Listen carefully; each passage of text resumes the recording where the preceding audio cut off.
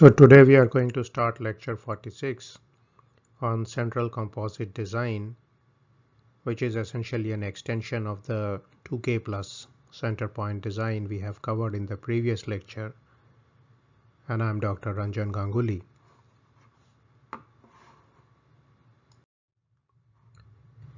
Now we have seen that while the 2K design is pretty good for getting a linear model, most engineering optimization problems have nonlinearity in the functions.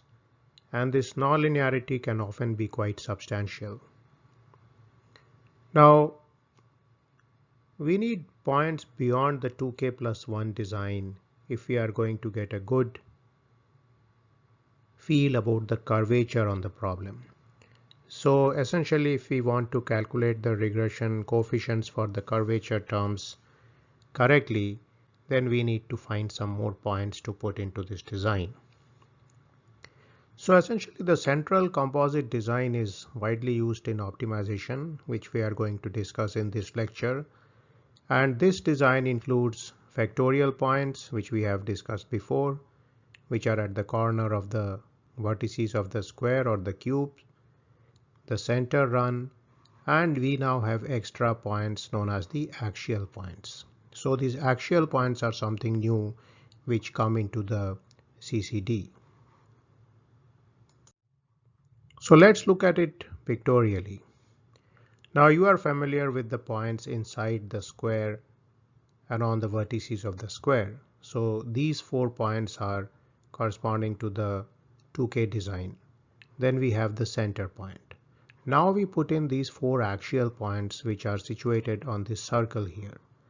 And these axial points have coordinates 0, root 2, minus root 2, 0, 0, minus root 2, and root 2, 0. So these points essentially lie on the x1 and x2 lines, and therefore these points are known as the axial points because they are essentially lying on the axis. So now these 4 points which are new to the 2K plus 1 design constitute completely the CCD design. And you see that geometrically for a 2-dimensional problem this looks pretty neat. You have a center, you have these points on the square, and then you have these points on the circle. Now in this particular case for k equal 2, this circle has a radius 2. Therefore the point is situated at 0, root 2, so that's the radius of this particular circle. Now like I mentioned, this point is known as the axial point, and only one variable x1 or x2 varies at this particular axial point, which we already saw. So these 4 points here, they are such that one of the variables is 0 and the second variable has some positive value or negative value. Now, why did we bring in these particular points? One of the reasons is that theory shows that this lets us determine the quadratic terms in a much better manner. So essentially the quadratic terms such as x1 square and x2 square, the coefficients corresponding to them, that is the regression coefficients corresponding to them, can now be determined in a much better manner. And essentially if we are dealing with a second order surface, then the proper calculation of these quadratic terms is going to be very important. So if we now look at the CCD, we will see that it has a total of 2K plus 2 into K plus NC points. And again for the circle here, we clearly saw that K was 2, so we had 4 points here. Now if it's a cube, then K would be 3 and so on. And of course NC refers to the multiple replicates which are recommended for the center point in case you are doing experiments. Now in case you are doing deterministic simulations, and that is the case for most of us who are doing simulation based work, then CCD would have 2k plus 2k plus 1 point, where you always remember that the first 2k is 2 to the power k, the second 2k is 2 multiplied by k. And here you have a single center run, and this is pretty good for determining quadratic response surfaces. Now we saw that the center run provides some concept about the curvature in the system, and once you include the points which we discussed today, the axial points, then you get a good estimate of the quadratic terms. And we also saw that this particular distance from 0 is selected as root k, but it can also be selected as 1, in which case you get the face centered design. But typically we will choose root k because generally this has certain importance in terms of theory, and it leads to the concept of rotatable design, or is close to the concept of rotatable design, which we will discuss later in this lecture today.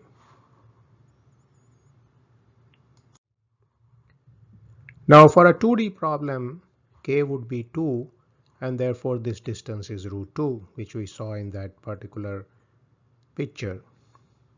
And these points therefore would lie on a circle of radius 2 for the 2D problem.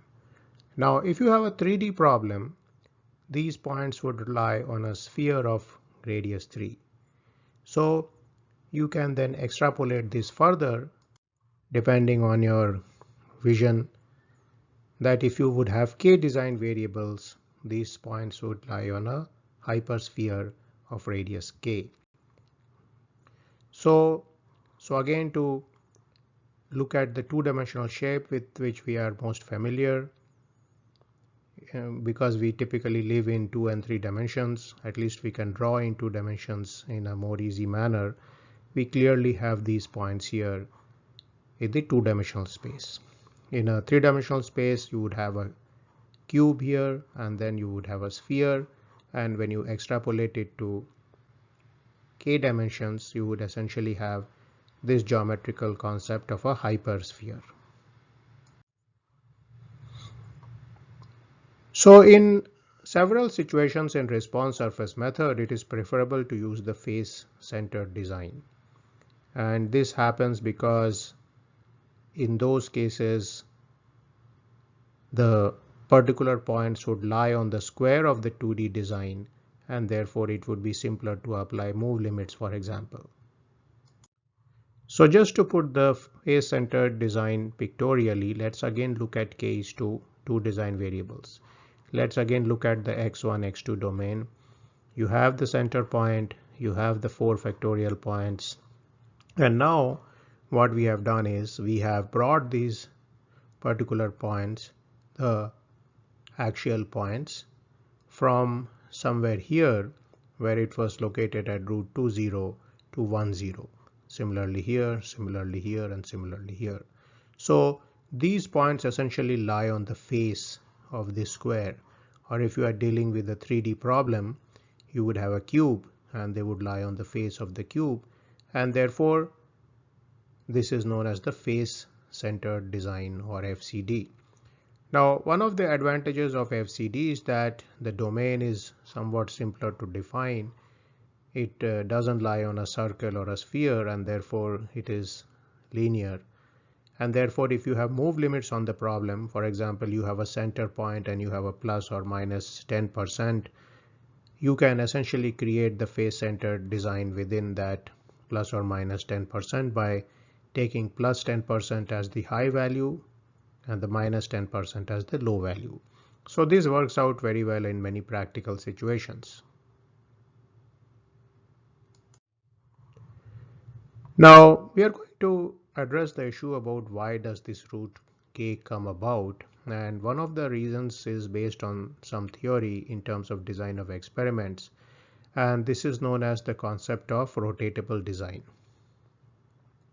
So we can define rotatability as a concept which guarantees that for 2 points in the design space x1 and x2, which are at the same distance from the center point, the square root of x1t x1 equals the square root of x2t x2. So essentially the distance from 0 is the same. And the predicted values y hat x1 and y hat x2 have the same variance. So this particular concept, if it holds, helps us to choose the particular distance alpha which we have, as well as the number of center runs and C. So for a design to be rotatable, it can be shown that this value is fourth root of f, where f is the number of factorial points. So you can get rotatability by using this value, whatever your number of center runs. So that is one of the advantages in this case. And for those more interested in this concept, you can refer to the book of Montgomery and Myers on response surface methods. So now, if we were to take certain values such as k is 2, k is 3, k is 4, we can see that the number of factors would be 2k is 4, 2k is 8, and 2k is 16. So these are the number of factorial points. The number of factors is of course k is 2, k is 3, and k is 4. So in that case, the alpha value for k is 2 is 1.414, which is same as CCD. For k is 3 is 1.682, whereas CCD would give you root of 3, which should be 1.732. For k is 4, it is the fourth root of 16, that is 2. And once again, root of 4 would be 2. So in many cases, the value which you are getting from the rotatable design is same or very close to the CCD values. So it is suggested in the literature typically that for data with randomness, spherical or near spherical designs should have 3 to 4 center runs. And this is of course the case with experiments or stochastic simulations. Now, generally, if you are involved in practical problem solving, you do not need to carry this precise rotatable concept, though if you are doing it, it's good. There's nothing wrong with that.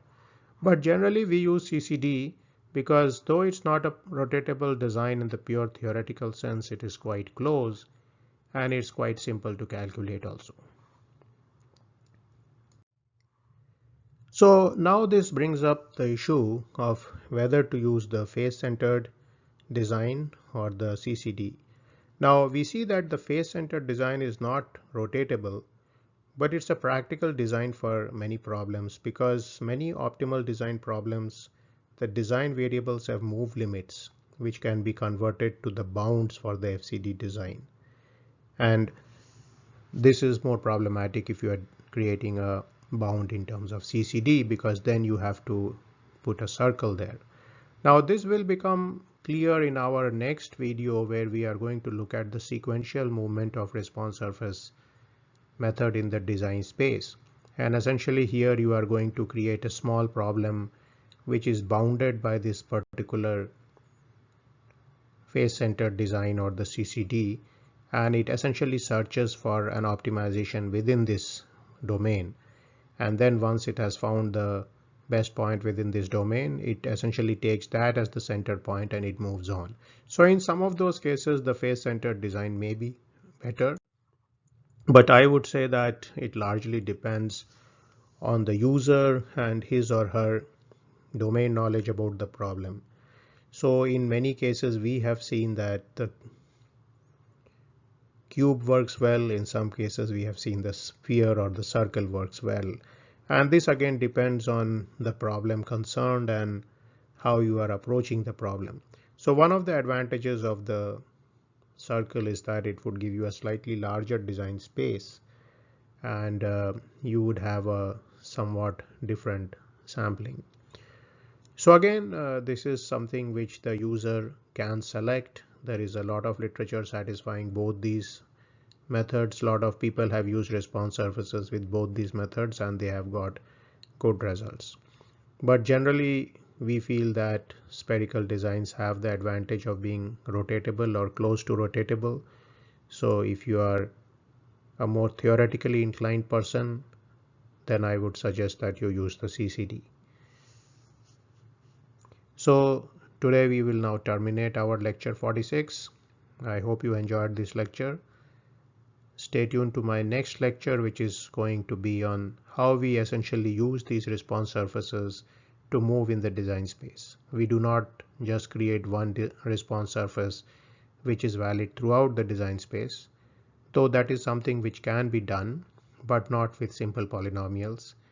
In most cases, if your problem is substantially nonlinear, if you want to develop a meta model for the complete response, for the complete design space, you would need to use something like neural networks or Gaussian processes or kriging or some such method. So the next video we will discuss sequential response surfaces. See you then.